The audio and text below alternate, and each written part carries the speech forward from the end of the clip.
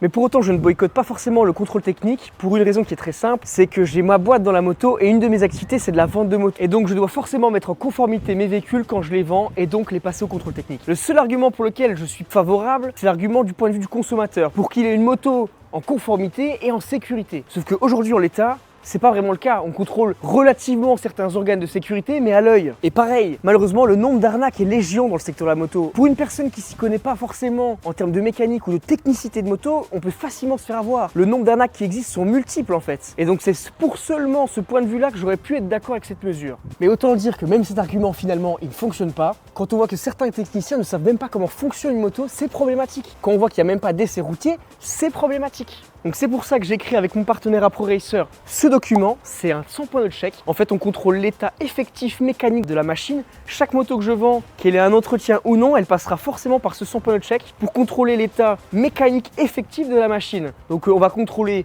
le moteur, les suspensions, la batterie, l'état des liquides, différentes catégories de contrôle qu'on va faire contrôler pour être sûr qu'effectivement la machine est en bon état et elle est prête à rouler avec un nouveau utilisateur. Parce qu'à mon sens, le contrôle technique, non, c'est pas suffisant. Donc si jamais ça vous intéresse et que vous voulez en savoir plus, vous pouvez retrouver plus d'informations sur edabike.fr. Allez, on continue cette vidéo.